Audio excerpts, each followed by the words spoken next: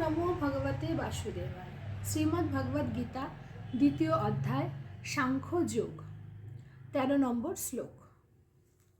দেহিনস্মিন যথা দেহে কৌমারং যৌবনং জরা তথা দেহান্তর প্রাপ্তি ধীরস্তত্র নমুচ্যতি।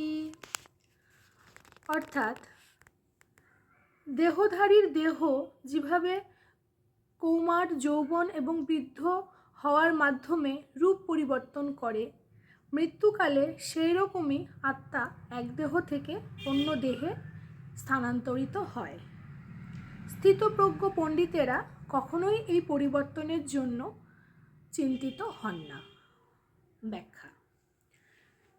এখানে আমাদের জীবনের একটি গুরুত্বপূর্ণ বিষয় আলোচনা করা হয়েছে।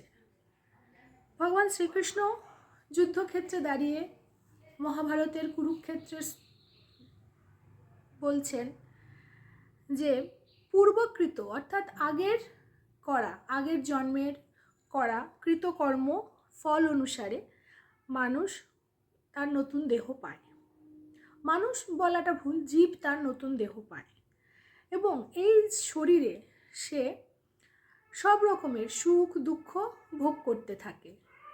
তার শরীরে প্রথমে শৈশবকাল, কৈশোরকাল, যৌবনকাল, প্রৌঢ়ত্ব এবং একসময় বার্ধক্য আসে কালের নিয়মে।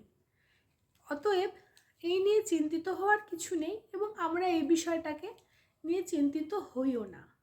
কিন্তু আমরা চিন্তিত হয়ে পড়ি একটা বিষয় জেনে, যে যখন সেই মানুষটির মৃত্যুপ্রাপ্তি হয় আমরা ভাবি এই মানুষটির আত্মাবুদ্ধি বিনষ্ট হয়ে গেল।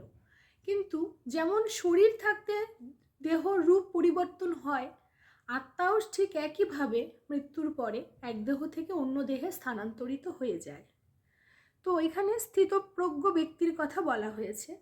যার বুদ্ধি স্থির তিনি স্থিতপ্রজ্ঞ ব্যক্তি, আর তিনি এই বিষয় নিয়ে কখনো মুহ্যমান হন না।